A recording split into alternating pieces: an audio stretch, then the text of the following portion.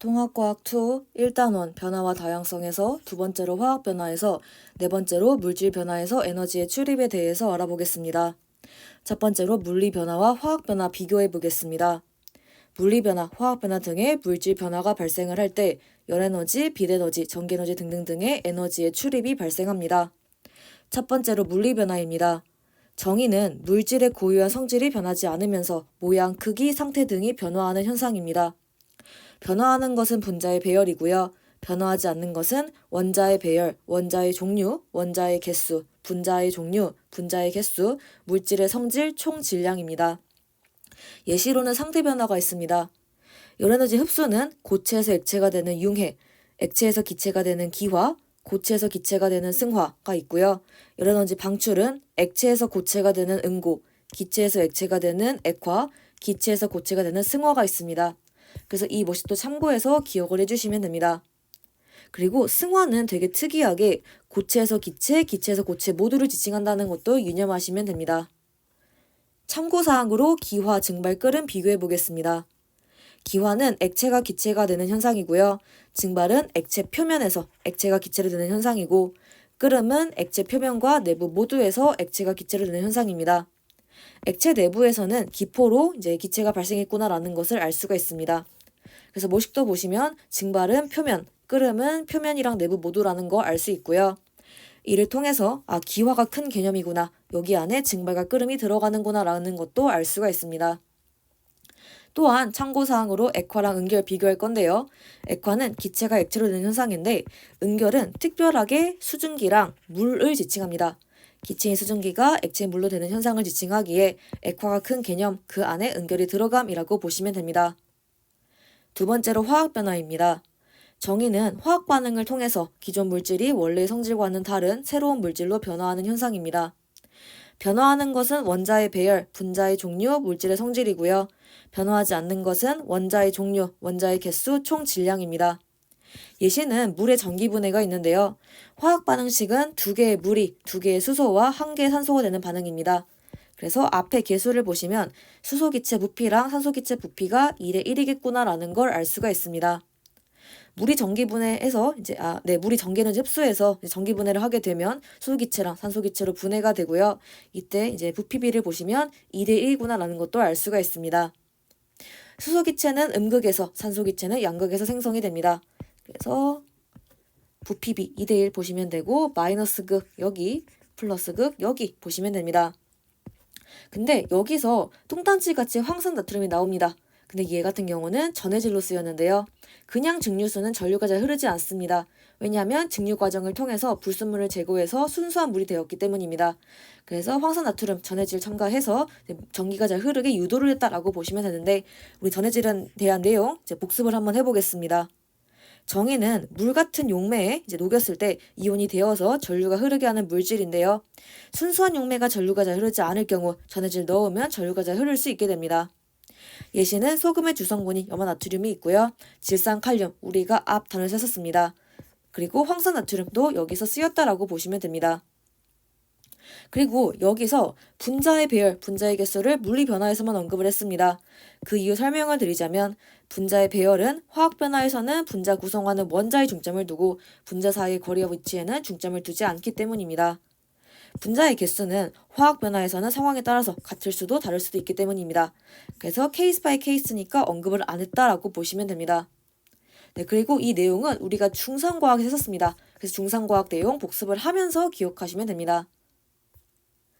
또한 기억할 부분인 원소, 원자, 분자 비교해 보겠습니다. 원소는 물질을 이루는 기본 성분이고요. 종류를 의미합니다. 원자는 물질을 이루는 가장 작은 입자이고요. 개수를 의미합니다. 분자는 물질의 성질을 가지는 가장 작은 입자인데요. 여러 개의 원자로 구성될 수도 있고 한 개의 원자로 구성이 될 수도 있습니다. 보통 한 개의 원자로 구성이 된다, 그러면 18족 원소인 경우입니다. 분자는 덩어리로 다니는 물질이어야 정의가 가능하기 때문에 공유결합 물질 중 다이아몬드, 흑연과 같은 일부의 물질과 이온결합 물질과 금속결합 물질은 분자라는 표현을 쓸 수가 없습니다. 또한 분자는 덩어리니까 개수 언급이 가능합니다. 예시를 보시게 되면 이산탄소는 원소는 CO2 종류, 원자는 C 하나, O 두 개, 세 개, 그리고 이 CO2다. 그러면 앞에 2라는 개수가 붙으니 분자 두 개구나 라는 걸 의미합니다. 헬륨은 원소는 헬륨 한 종류, 원자는 헬륨 한 개, 그리고 앞에 개수가 3이면 헬륨 분자 3개다라는 것도 기억하시면 됩니다. 네, 그리고 18쪽 원소 나온 김에 이제 복습을 해보겠습니다. 정의는 주기율패 18쪽에 속하는 원소이고요. 비활성 기체라고도 합니다. 비활성은 다른 물질과 쉽게 반응하지 않는 성질을 의미합니다. 예시로는 헬륨, 네온, 아르곤 등등등이 있고요. 특징은 화학적으로 안정하기 때문에 반응성이 작아서 다른 원소와 거의 반응하지 않습니다. 그래서 단원자 분자, 즉 1원자 분자 상태로 존재하고요. 얘는 한 개 원자로 구성된 분자다라는 걸 지칭합니다. 네, 또한 참고사항으로 우리가 앞 단원에서 썼는데요. 물 전기분해, 수소 연료 전지 비교해 보겠습니다. 물 전기분해는 화학 반응식이 2개의 물이 2개의 수소와 1개 산소로 분리가 되고요. 비자발적이기 때문에 전기 에너지 가해서 물 분해를 해야 합니다. 수소 연료 전지는 화학 반응식이 반대입니다. 2개의 수소랑 1개의 산소가 만나서 2개의 물이 되는데요. 특징은 자발적 반응이고요. 물이 생성되면서 전기 에너지를 탄생시킵니다. 그래서 전지로 사용될 수가 있습니다. 근데 여기서 주의하실 부분이 있는데 물 전기분해, 수소 연료 전지 모두 표준 환원 전위에 의해서 원리가 설명이 됩니다. 네, 이거는 자세한 거 모르셔도 되는데 대략적으로 우리가 앞 단원에서 그 표 배웠잖아요. 플러스로 갈수록 환원을 잘해요. 마이너스로 갈수록 환원을 못해요. 즉 산화를 잘해요 라는 걸 우리가 표 이제 잠깐 봤었잖아요. 그거에 의해서 설명이 됩니다. 그래서 간혹 가다가 수소 이온과 산소 이온을 설명하는 경우가 있는데요. 이거는 잘못된 설명이다 봐주시면 됩니다. 뭔가 느낌적으로 플러스는 마이너스 좋아하니까 수소 기체는 뭐 음극, 그리고 뭐 산소는 마이너스니까 플러스 좋아해서 양극 이럴 것 같은데요. 결과론적으로는 맞습니다. 하지만 설명은 잘못됐다라고 봐주시면 됩니다. 그래서 물 전기분해는 플러스극, 마이너스극에서 이렇게 탄생하고요. 수소 연료 전지는 플러스극, 마이너스극에서 이러한 반응식을 가지고 있습니다. 그래서 두 개를 합하시게 되면 이러한 반응식이 탄생한다라고 봐주시면 됩니다. 네, 그래서 여기서는 이제 전자 지우고요. 얘랑 얘가 만나서 4H2O가 되기 때문에 얘 지웁니다. 그러면 얘 남아서 반응식이 이렇게 되고요. 수소 연료 전지는 일단 전자 지워보겠습니다. 그리고 얘 지우게 되면 남는 게 얘밖에 없으니까 이렇게 반응식 탄생이라고 봐주시면 됩니다. 네, 그래서 이거 자세한 건 앞 단어에서 썼으니까 그거 참고해서 기억을 해주시면 됩니다. 그리고 우리가 통합과학 1에서 했던 내용인데요. 화학식의 종류 4가지 기억해 보겠습니다. 먼저 구조식입니다. 물질을 구성하는 원자들 간의 결합을 서로 나타낸 것인데요. 대표적으로 이러한 예시들이 존재를 합니다. 네, 그리고 통합과학 1 내용 다시 기억을 해보자면 이거는 점 2개입니다. 그래서 점 하나는 전자구나라는 거 기억하시면 됩니다. 그래서 점 2개를 계속 찍기 귀찮으니까 그냥 선 하나로 찍 그으면 선 하나가 점 2개구나. 이게 바로 결합 1회구나라는 것도 기억하시면 됩니다. 분자식은 분자를 구성하는 원자의 종류와 수를 나타낸 것인데요. 분자식이니까 분자만 가능합니다. 즉 덩어리로 존재하는 물질만 가능합니다. 이 친구들 다 덩어리거든요. 그래서 얘네들은 분자식이다 라고 봐주시면 됩니다. 분자식 해석하는 거 예시 보시게 되면 얘네들은 원자의 종류, 수소랑 산소구나 라는 거 알 수 있고요. 얘는 원자의 개수입니다. 그리고 화학에서는 다 1을 생략한다고 보시면 됩니다. 그리고 앞에 붙은 개수는 이제 분자의 개수이기 때문에 우리가 얘를 구조식으로 그려라. 그러면 물 분자가 2개가 있겠구나 라는 것도 기억하시면 됩니다.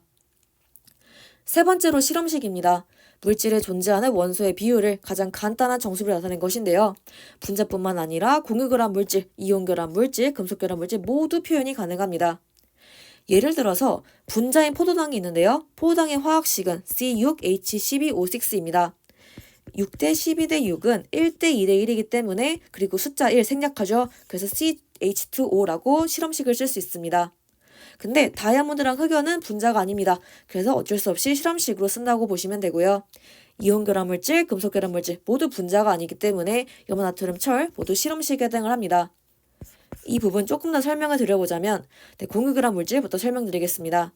그리고 이걸 무한대라고 쓴다는 거는 우리가 수학 시간에 자세하게 배웠을 겁니다. 다이아몬드는 탄소가 이렇게 얼기설기 엉켜 있고요. 흑연도 탄소가 얼기설기 엉켜 있는 게 여러 층으로 구성이 되어 있습니다. 모두 탄소가 엄청 많기 때문에 C 무한대로 써야 되지만 우리 무한대라고 쓰지 않고 이거 좀 이상하잖아요. 네, 그래서 실험식으로 C1이라고 쓰는데 1 생략을 하니까 그냥 C라고 작성을 했습니다. 네, 그리고 여기 점선이 있는데요. 점선은 그냥 가까이 있는 겁니다. 그리고 실선이 우리가 알고 있는 공유결합이다 라고 봐주시면 됩니다. 다이아몬드는 결합 4번, 그리고 흑연은 결합 3번 이렇게 봐주시면 됩니다. 그리고 이렇게 가까이 있기 때문에 층층이 쌓여있다라는 것도 기억하시면 됩니다. 네, 우리가 다이아몬드 같은 경우는 C 하나당 그 4번 결합할 수 있는데 4번 다 썼습니다. 남는 전자 없으니까 전류 흐르지 않는다고 보시면 됩니다. 우리 C는 14족이었죠? 이 친구는 8-4 해서 4번 결합할 수 있다는 것도 통합과학 1 내용 기억하시면 됩니다. 근데 흑연은 C 한 개당 3번 결합합니다. 지금 남은 게 있기 때문에 남는 전자 있어서 전류가 흐른다라고 봐주시면 됩니다. 그리고 흑연은 우리가 잘 알고 있다시피 샤프심, 연필심 등등등의 주성분이잖아요. 네, 그래서 우리가 연필, 샤프를 쓸 때 층들이 빠져나오면서 글씨를 쓸 수 있다고 보시면 됩니다.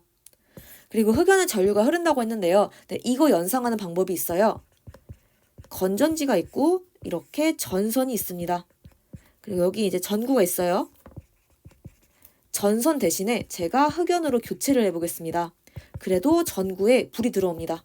물론 전선은 진짜 전류가 잘 흐르는데요. 흑연은 전선만큼은 전류가 못 흐릅니다. 그래서 빛이 좀 희미하게 들어오긴 하나 어쨌든 전구에 빛이 들어오긴 합니다. 좀 약해서 그렇죠.